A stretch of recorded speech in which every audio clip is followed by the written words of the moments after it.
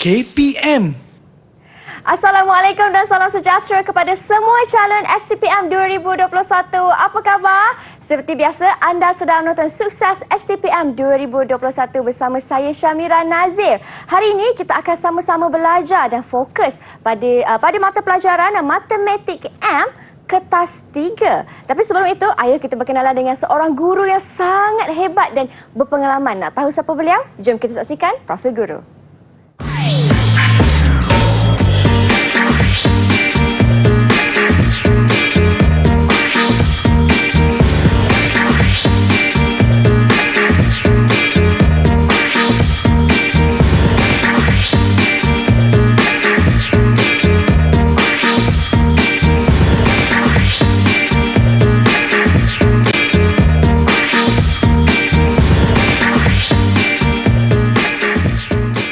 Wah, itulah cikgu kita untuk hari ini, Cikgu Zainariah. Assalamualaikum, Cikgu. Assalamualaikum, Mira. Apa khabar, Cikgu? Alhamdulillah, sihat. Ya Allah, Cikgu manis senyumannya hari ini, Cikgu.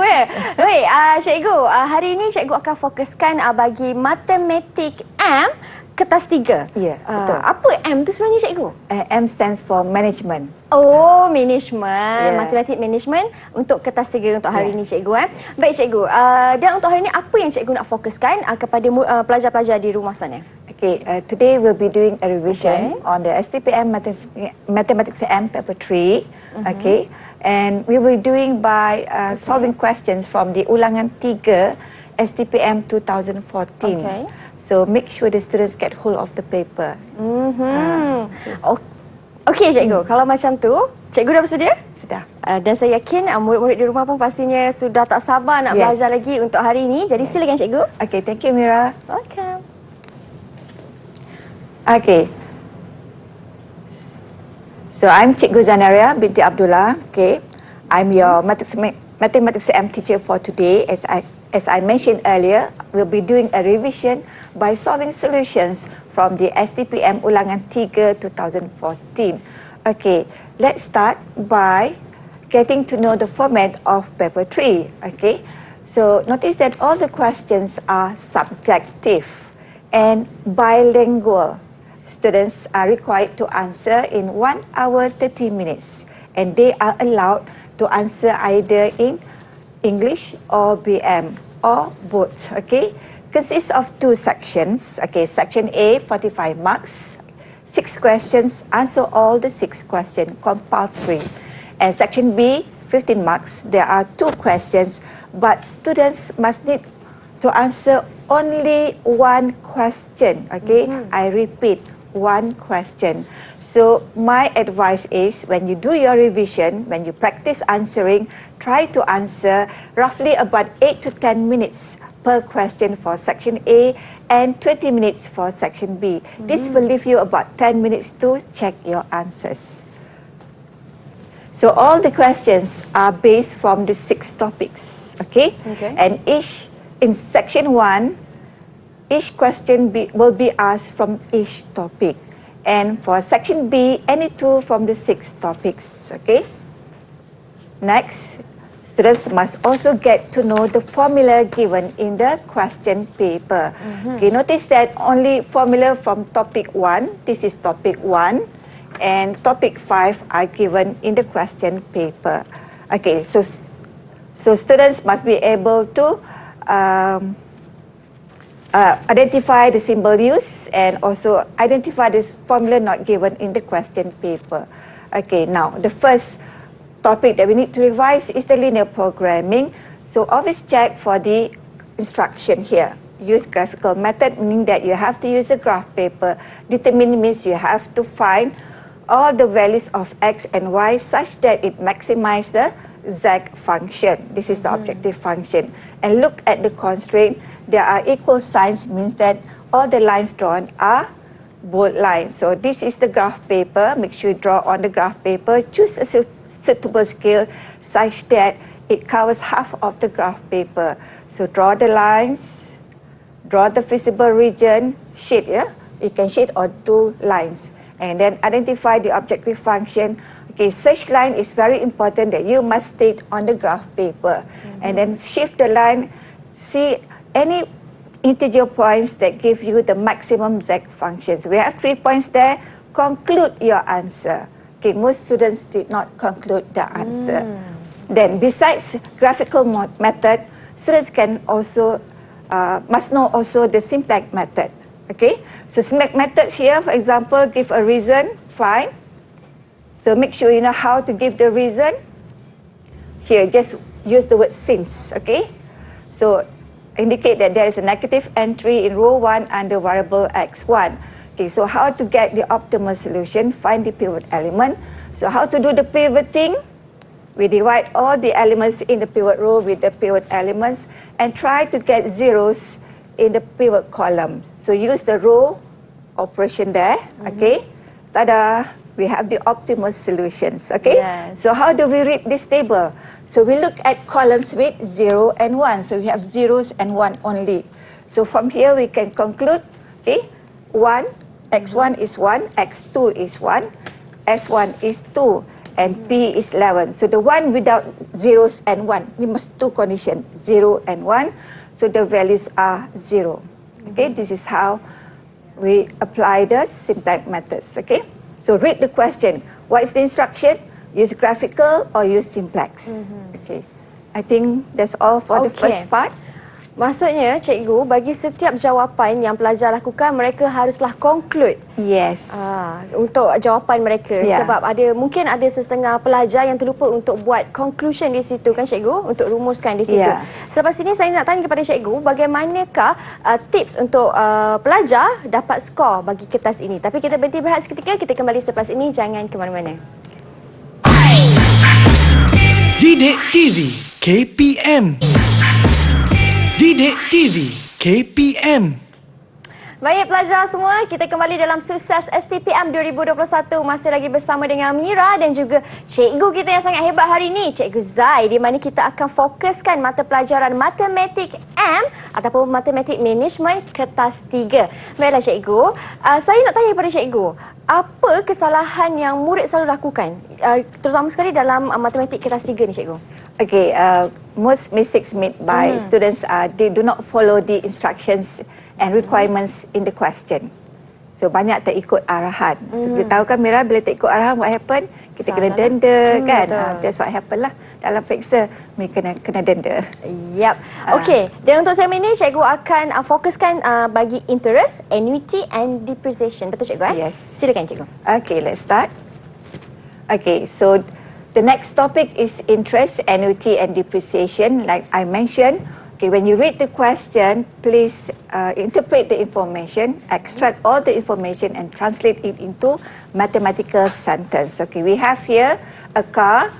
The original book value is 150,000 and the book value after 8 years is 50,000. Okay, right.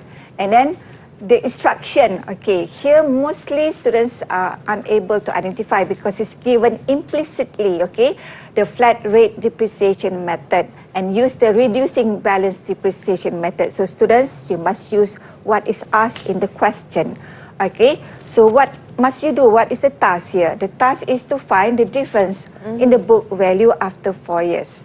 And the requirement, the answer must be given correct to the nearest 100 ringgit. Okay, so let's look at the solution. Okay, like I said, translate all the information into mathematical sentence. Okay, for flat rate depreciation, the annual depreciation is constant every year. So we must find the annual depreciation. It's very simple. Okay, just using 150,000 minus 50,000 over 8. So the annual depreciation is roughly RM 12,500.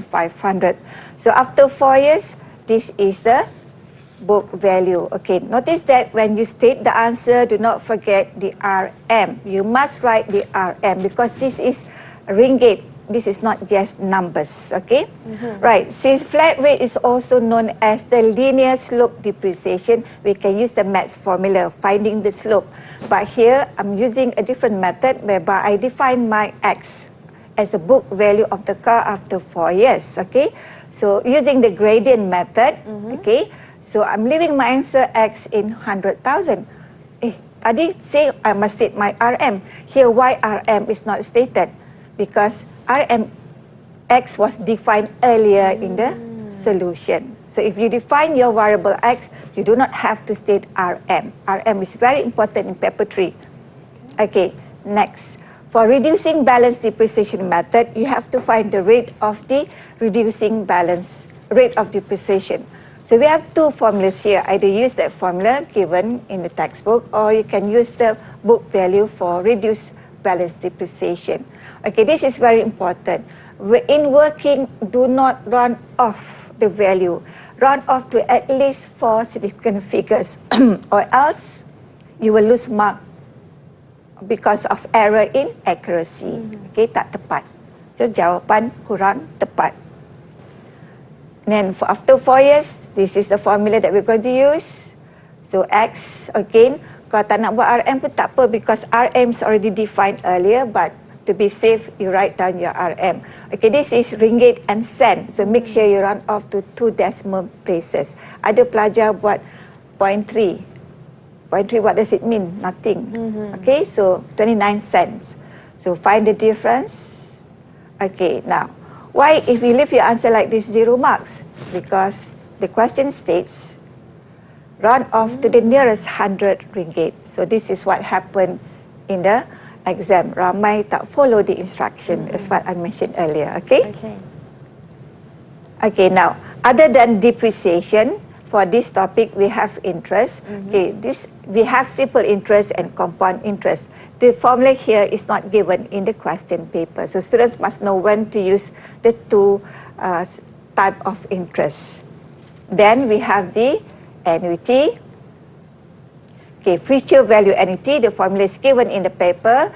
So future value normally we apply when you invest, when we do saving, bila kita buat kata orang simpanan. So the interest is gain, kita untung because interest is gain. So this is a formula, and then we must know the monthly payment into the sinking funds for future obligation. Next, we have the present value. Normally, present value ni is synonym with loan borrowed. So when the word there, taking money, loan borrowed, you have to use this formula. Hence, when kita ambil loan, what happen? Interest is charged. So this is the formula. So we must also know the monthly payments to amortize our loan. Okay, so this is on annuity. Okay, students must also know the effective rate. So this is given in the question. It's always calculated once a year. But what is the purpose? To compare different investment. Okay, for example, kalau kita nak ambil loan here, kita nak invest in a bank. So here the bank give us two different banks give two different interest rate. Okay, the first one 9% compounded monthly, the other one 9.5% compounded every 4 months. So do not just say, oh, I'll choose A. Why? You must show the working. So this is the working using effective rates. Okay. So notice that although number one tu nampak compounded monthly tu banyak, but actually the second one gives a better return. And take note, when interest rate, final answer must be in percentage form, bukan decimal. Sebab the word here is rate. Okay, so itu yang saya kata, students will lose mark because tak follow instruction. Okay, next topic. This is also on financial, cost, revenue and profit. Okay, ini panjang. So when you read the question, always look closely here. The demand supply equations are given as Q in terms of P. Normally P in terms of Q. So ramai this year, that year trick question. So again, what is asked? Sketch on the same axis, determine equilibrium price, quantity, calculate. So these are the task word yang kita kena follow. So look at the solution. Okay, identify the graph. So when you sketch, okay, so linear function graph means straight line graph. Root function graph means the root curve. Okay, so notice that to get the full mark, students, you must label everything. Okay, axis label correctly, the graph label correctly, the points are shown clearly on the axis. Kena ya. Without this, you lose again 1 mark. Ya. Sebab D1 means everything must be correct. Okay. And then what happened at equilibrium point? We know that quantity demanded is the same as quantity supplied. So we equate the two equations. Solving. Okay, one thing nice about STPM, you don't have to show the factorization. SPM kena, SPM tak perlu. You can use the calculator to find P and Q. Right. Mira, do you think the students will get full answer here? Full mark, I mean. I don't think so. Saya tak Yes, rasa. sebab dia kena conclude the answer. So how do you conclude? You have to write equilibrium price RM 641.67 cent again, yeah, unit RM. Equilibrium quantity because they kata in 100,000, sorry, in 1,000, so you have to times 1,000. So must be in integer form. Okay. Okay, to find the consumer surplus, producer surplus, you can use the graph that you have sketched in A. There's one thing nice about STPM, they guide you. Okay, the graph sketched can be used to identify where is the area of CS, consumer surplus, PS, producer surplus.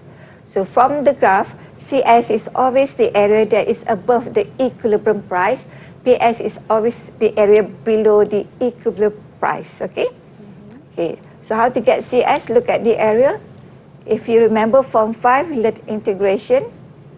You can use integration of the demand equation, or you can find the area half times base times height. Okay. So again, unit RM must be stated.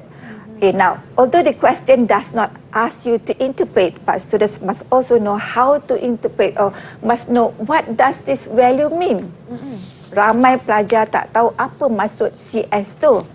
So we can say the saving gain by the consumers paying the equilibrium price of RM 641.67 is RM 1,566.68 cent. Okay, tak perlu ikut word by word as long as the word here gain ada by consumer is tu. Maknanya keuntungan pada consumer bila dia beli pada harga lebih daripada equilibrium price. Similarly, producer surplus, okay, notice that is this area here under the supply curve below the equilibrium price. So we have to integrate, tak ada pilihan, you have to integrate. Okay, the integral with respect to P, okay, notice the limits here, 250 to 641.67, substitute the limit, hence you get the producer surplus. Again, student, you must know what does it mean. Okay, so interpret. This time, producer means the gain to the producer. Nampak tak? Dia bagi clue. The gain ataupun extra income ataupun added income ataupun the saving. Asalkan it has the same meaning. Okay, to the producer. Producer buat apa? Produce and supply. Okay, at the equilibrium price of the thing just now is RM 5,167.60 cent. Okay, see the difference between consumer and producer. Okay, other students sebab they are always used to P in terms of Q, so they convert it, tak salah, but you do extra work. It's not wrong, but you do extra work. So although the graphing is simple, sketching of the graph is simple because we have quadratic equation graph, but make sure you convert it correctly. Okay, and then to find the equilibrium point, we will first get the quantity sebab we have P in terms of Q, and then followed by equilibrium price. Okay, consumer surplus is still the same, half time base time height, but producer surplus, remember, it's always below the equilibrium line. So notice that we have to find the area of the rectangle minus the area of the under the curve. So tedious. Okay, although look like two steps, actually I miss a lot of steps. Yes, I miss a lot of steps. So I advise kalau boleh jangan tukarlah the format of the question kecuali you have no choice. Okay, right. Okay, now these are the concepts that students must acquire. Okay, just now the question asked us on this concept. So there are so many concepts that students must master. Okay, so the point for functions, okay, here are some tips when answering function. First tip, when you want to find functions from their marginal functions. For example, here, we want to find the revenue function. So most students will forget to find the constant of integration. So you must show, although it's simple. Some say, like easy ma. My student always say that, mama, yeah? Easy ma. No, although it's easy, you have to show. And then most students will forget to show the subject of the function. You have to show. So please take note of this. And then I will give you tips how to interpret the marginal values. Okay, kita banyak, we have the, here for example, the marginal revenue. So when you interpret, okay, when you interpret, okay, make sure you have the production level, okay, approximate change in revenue by selling one more unit of the product is RM485, meaning that you must know what it means, ya. Apa maksud 485 tu? Some will say the revenue obtained by selling the 2,501st unit of product is RM485. Ataupun you can do in mathematical sentence, RM2501 minus, revenue producing 2,501 unit minus the revenue obtained in producing 2,500 units is RM485. Saya cuma nak highlight the beza when you produce one unit, okay? Okay, these are the tips on how to interpret. Semua sama. The sentences are all the same except the difference is total cost, approximate revenue, profit gain. And per unit product. Senang nak remember. Instead of saying by selling and producing, just say per unit product. But be careful, students. What happened is RMY is negative. This one is positive, yeah? So kalau negative, we say total cost reduced by RMY per unit product. Revenue decreased by RMY per unit product. Tapi profit loss by RMY sebab dia negative, okay? So this is how we interpret. And then when we find the minimum cost or maximum revenue profit, here for example, the question say minimize. Okay, most students will forget to show the testing for the minimum or maximum problem. So please show. How do you show? By finding the double derivative, okay? Okay, that's all. Okey. Cikgu, maksudnya cikgu bagi setiap cost, revenue ataupun profit tu, kalaulah jawapan tu dalam berbentuk negatif, murid kena tahu nak gunakan kata kunci bagaimana. Betul kan cikgu? Decrease dan juga loss. Itu cikgu. Itu pun main peranan yang penting juga. Risau kalau anda kata terlupa ataupun murid ataupun pelajar kurang cakna tentang penggunaan ayat itu boleh menyebabkan kekurangan markah. Yes, that's right. Okey cikgu, kita berhenti berehat seketika. Pelajar di luar sana jangan ke mana-mana. Kita kembali selepas ini untuk lebih banyak lagi perkongsian daripada Cikgu Zai. Jangan ke mana-mana. Didik TV KPM. Didik TV KPM. Baik, pelajar-pelajar STPM 2021 yang sedang menonton sekarang, kembali kita dalam Sukses 2021 untuk STPM. Dan hari ini kita akan belajar bagi mata pelajaran Matematik M kertas 3. Dan sekarang cikgu bersama dengan saya, Cikgu Zai, cikgu nak fokuskan apa pula untuk segmen kali ini? Silakan cikgu. More on the decision mathematics component. So we'll be looking at critical path analysis, inventory models. Okey. Ada dua kali ni cikgu nak fokuskan. Silakan cikgu. Okay, right. Okay, for the critical path analysis, so this is the question. Okay, normally they will give you a table to show the activities and the duration. Okay, so make sure you know how to read the table. Okay, looks complicated, but the tip is I always say to my student, activity. Okay, we start with activity A, B. C is after A. Instead of saying that the preceding activity of C is A, we always say C is after A, D is after A, E is after B, D, and so forth. This is how we read the table. Okay, what is the instruction? Again, when you read the question, look at the instruction. So here you have to draw an AON. I repeat AON here, not AOA. So what is required? Activities, duration, early start time, later start time must be indicated clearly in the AON.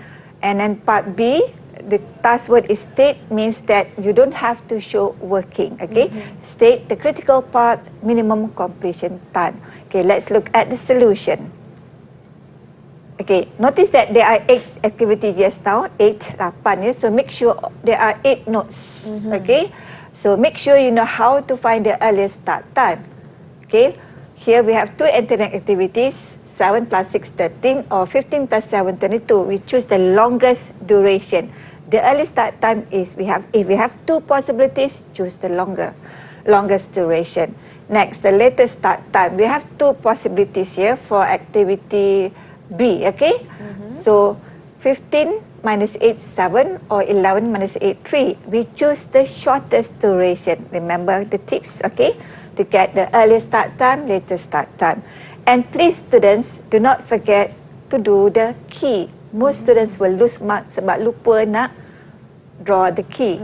Must indicate, because the question says just now, indicate the activity duration, early start time, latest start time clearly. Okay, and then use arrows, no lines. Kalau buat lines, habis, ya. Students will lose a lot of marks, okay, to represent the precedent relation. Okay, next, to find the critical part, students must find the critical activities. How to find the critical activities? Here, the 2 syarat is given there. Early start time is the same as latest start time, or total float is 0. Okay, look at the AON. So from the AON, see the one with the same values. So those are the critical activities. But how you write the critical part is A-D-E-G. Do not use comma. Kalau comma, habis. Okay? So how to get the minimum completion time? Look at the end note. This is called the end note. So the minimum completion time is 33 days. Okay? So senang, AON is very simple. Okay, and then you can check by, just now we say, C is after A, D is after A. Check whether the preceding activities are correctly drawn on the AON. Okay, besides AON, students must know how to construct AOA. Okay, AOA network means activity on arc. The activity is written on the arc. Okay, in other words, of arrow is arc. Okay, so you can also check, betul tak? Yes, you can check C and D is after A. Yeah, here A, C, D. Okay, and then again, the start time sama saja. Kita buat forward pass. Okay, this is called forward pass. We have 2 entering activity for early start time for G. We have 13, 22. Choose the longest. And here, latest start time for activity B. Okay, we have 2 also backward pass, ya. Tadi forward, so backward means kita deduct. So 15 minus 0, 15, 21 minus 10, 11. Again, you choose the shortest duration. Okay, again, key. Jangan lupa, key. And then to find arrows again to show the activities. Make sure you know the difference between AOA and AON. Okay, critical activity is the same. Total float must be 0. So identify the arcs that is critical. Okay, so critical part is A-D-E-G. So your minimum completion time here is 33 days. Okay, besides AON, AOA, students must know how to construct Gantt chart and resource histogram. So for Gantt chart, this is one way of constructing, whereby the activities are on the left and the number of workers are on top of the bars and the total number of workers are below. This is the resource histogram. So my tip is to draw the resource histogram, do on the graph paper.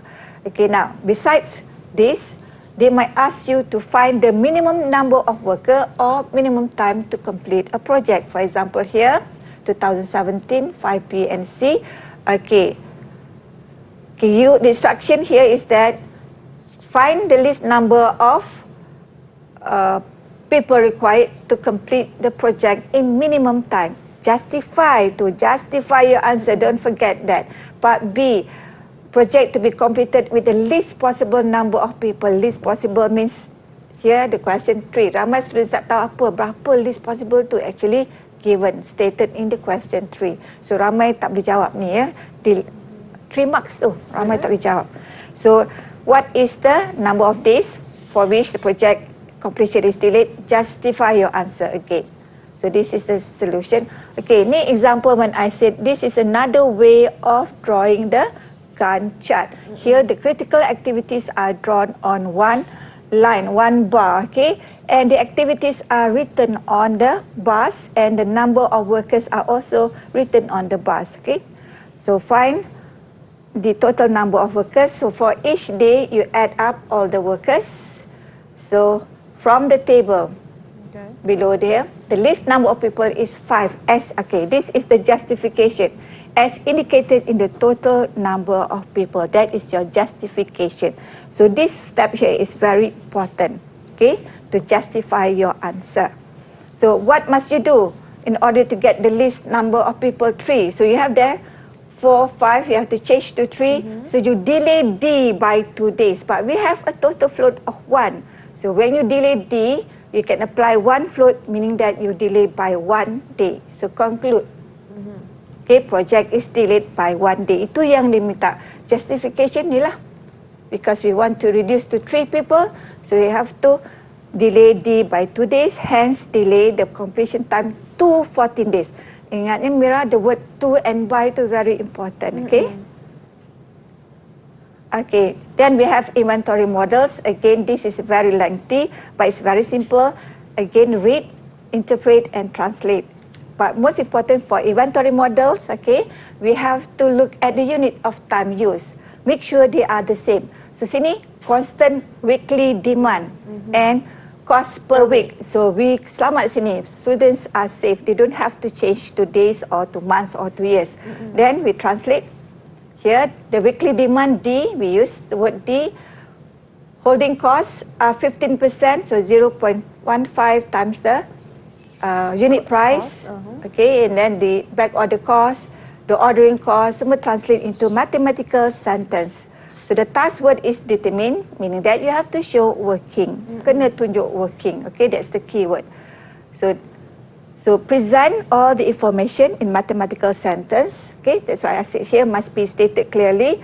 So kalau per week tu you lupa tulis tak apa, but make sure you show how you get the 0.75, 1.25 clearly. Kena tunjuk, okay? So present all the information in mathematical symbol. And then my advice is to write down the formula so that you substitute the values correctly.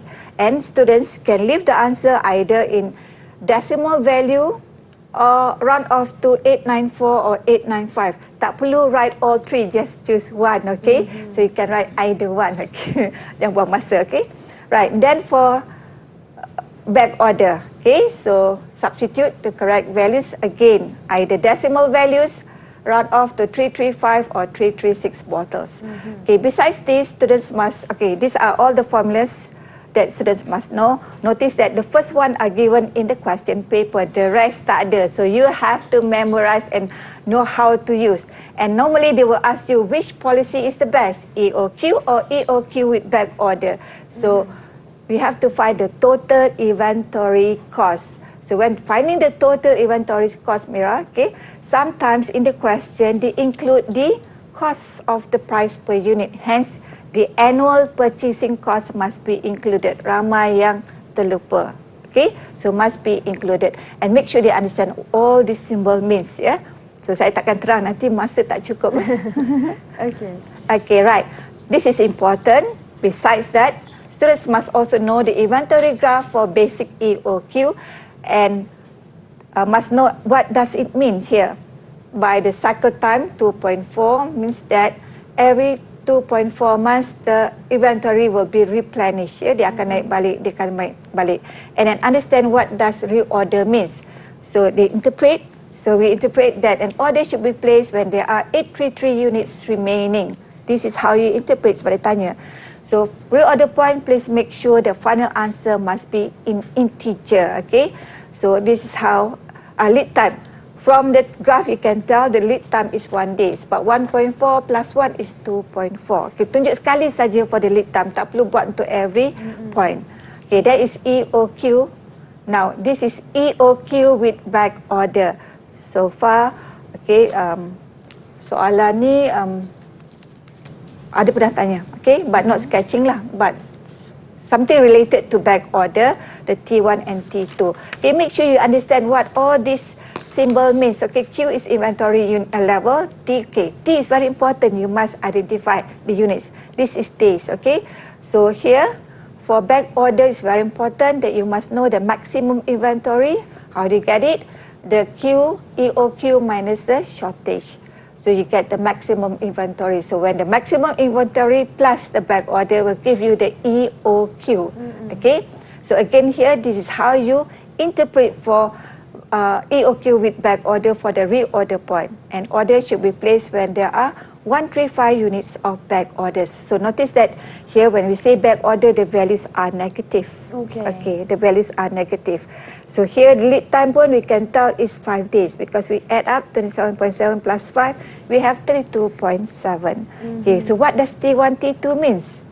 T1 means the inventory on hand, the duration of time, the inventory yang kita ada, and T2 means the stock out occurs. Maksudnya masa tu kita punya quantity stock out shortages occurs. So make sure you understand the formula, remember the formula and know how to sketch the graph of the inventories. Okey. Cikgu, maksudnya untuk jawapan ni kan cikgu, pelajar perlu rumuskan juga ke cikgu?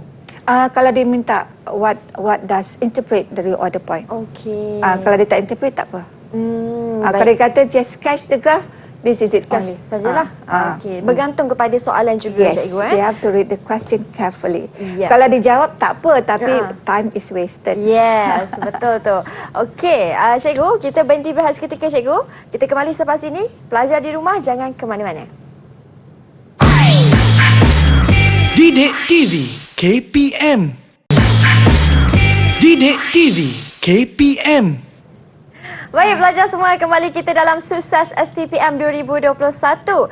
Di segmen kali ini, Cikgu Zai akan berkongsi pula cara ataupun teknik untuk menjawab bagi game teori. Apa pula yang dimasukkan dengan game teori tu Cikgu? Silakan. Yes. Okay, this topic is actually very interesting sebab nama pun game theory. Yes. So students when boleh dengar game theory, dia ingat kita akan buat satu permainan. Yeah. Actually no. Actually it's a game whereby you make the best decision whether you follow strategy tu atau tidak. Nampak it's very interesting. Okay, it's a new topic, so some young teachers find it interesting, but it involves probability. Okay. Right, so we have here example the question on game theory. So again, look at the task word. Okay, the task word is to determine play safe strategy. So they ask us play safe. So jangan buat kerja-kerja lebih.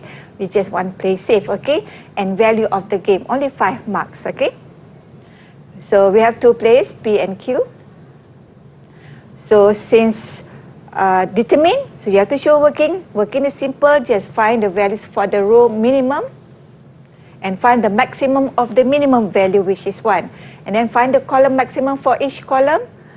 Okay, find the minimum values of the max value for the column maximum, which is 1. So notice that we have 1, 1, meaning that we have a saddle point. So normally for play safe, okay, the role player will always choose the maximum strategy, okay, which is, okay, where does this one lies? P3. And player Q will always choose the minimax strategy 1. So where does this one lies? Q3. So we just write player P play strategy P3 and player Q play strategy Q3. Okay, conclude, remember, conclude your answer. So value of the game is value of the saddle point. Value of the saddle point ni lah yang sama, 1. Okay.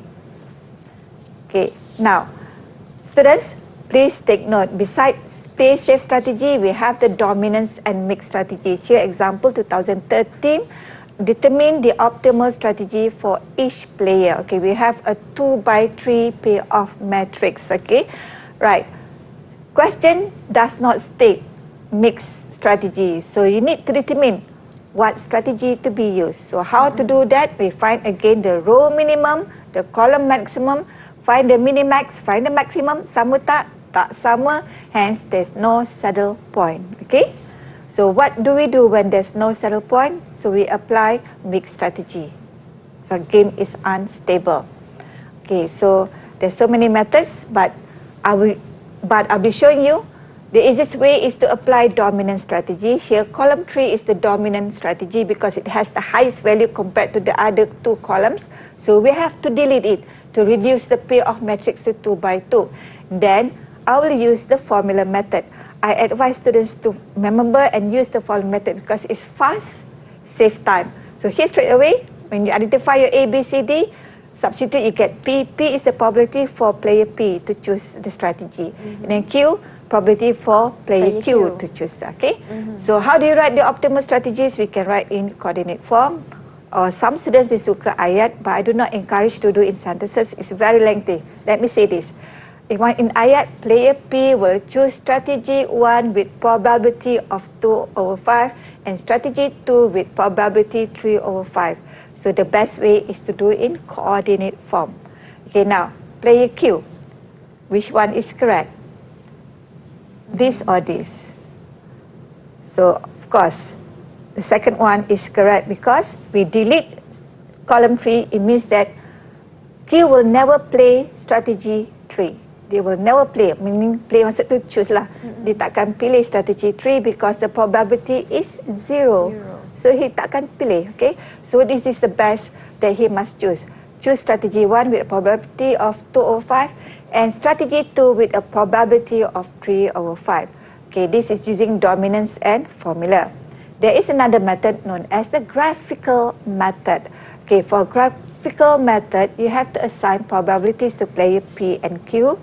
So as always, okay, P will have the advantage, P, 1 minus P. But since Q have 3 strategies, we write them as Q1, Q2, Q3. So to do graphical method, you have to find the expected payoff. So how to get the expected payoff? When player Q plays strategy 1, ni, okay, so negative 1 times P plus 2 times 1 minus P. So,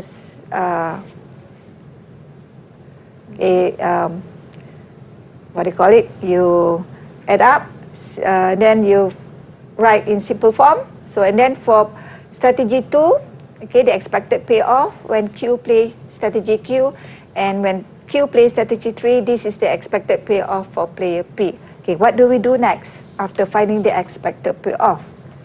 We draw the graph, okay, of the expected payoff for player P. So line 1 just now represent the first expected payoff. Line 2 represent the second expected payoff. Line 3 represent the third expected payoff. Okay, now, role player will always try to maximize his minimum payoff. Maximize his minimum payoff. So P is the value that peaks at the bottom. Okay, that peaks at the bottom. So how to get P? P is the point of intersection between the two lines Y1 and Y2. So P is 2 over 5. Okay, since column, now how do I know that column 3 is the dominant column? Because the line Y3 does not pass through the optimal point. So we delete column 3. So when you delete column 3, so we have the reduced payoff matrix 2 by 2. So that's the purpose why we need to reduce. So that it's easy for us to find the optimal strategy. Okay, next. Okay, I'm showing you another method. Instead of the formula method, this is called the equalizing method. But for equalizing method, you have to find the expected payoff. Here is loss for player Q. So if P plays strategy 1, okay, notice that saya tak ubah the negative sign because it's loss. Kalau saya ubah the negative sign, it's gain. So for easy calculation, I will not change the negative sign. Tak tulis loss pun tak apa, but make sure you understand what you are writing, okay? So this is the expected payoff for Q. And then this for strategy 2, this is expected payoff for Q. So you equalize it. This is what I call equalizing method. Hence you get Q. So that's Q1. So Q2 is actually 1 minus Q1. So this is the same answer just now lah. But make sure here you write down Q3 is 0, okay? Because we know that probability, the maximum value is 1, okay? Right. Right. So let us conclude how to determine the optimal strategy. First, you need to check whether there is a saddle point. So if there is a saddle point, for saddle point means row min must be the same as the min max. Okay, sorry, the minimum max must be the same as max min. So when the saddle point exists, what happen? Game is stable. So when game is stable, we always play the play safe strategy. That's why we say always play the play safe strategy. So meaning that row player will always choose the maximum strategy, the column player will choose minimax strategy. If there's no saddle point, what do?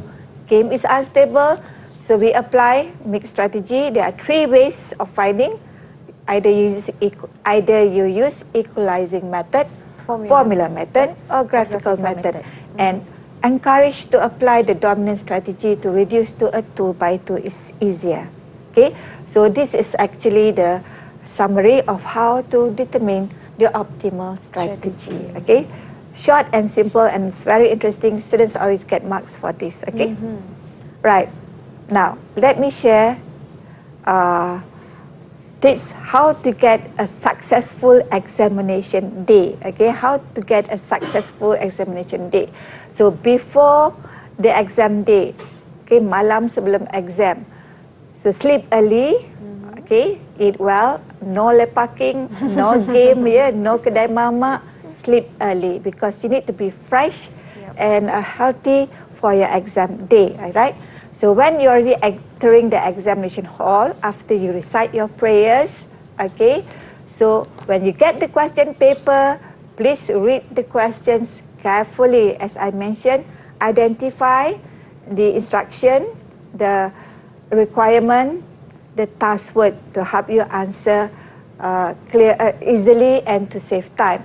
Especially for section B, we have to okay, do not waste time by answering the two. So you have to read these two questions first. Okay, choose the one that you are confident with, or in other words, you can answer the most. Yeah. Okay, so and forget about the next question because examiner will only mark one. Okay. So sometimes students they submit two, we only mark one. Okay, because the instruction already say Answer one. Only. Okay, so follow the instruction. Okay.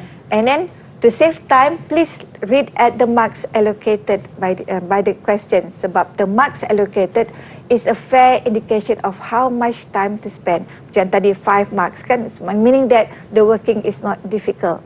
Kalau 7 marks, 9 marks, meaning that is very lengthy. So this is to help you to save time. Okay.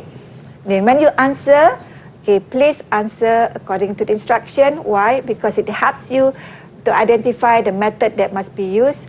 Answer according to the instruction because requirement because it helps you to write down the answer as being asked in the question.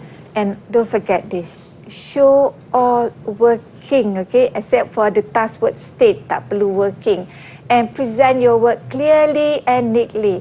Saya kata neatly bukan cantik just neatly, so that the examiner can see your flow of thoughts. Okay? Sedap mata memandang lah cikgu. Tambah lagi sekarang ni kan examiner dah ramai berumur kan.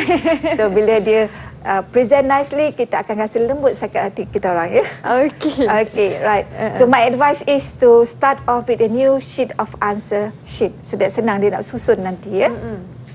Okay, next. Be calm.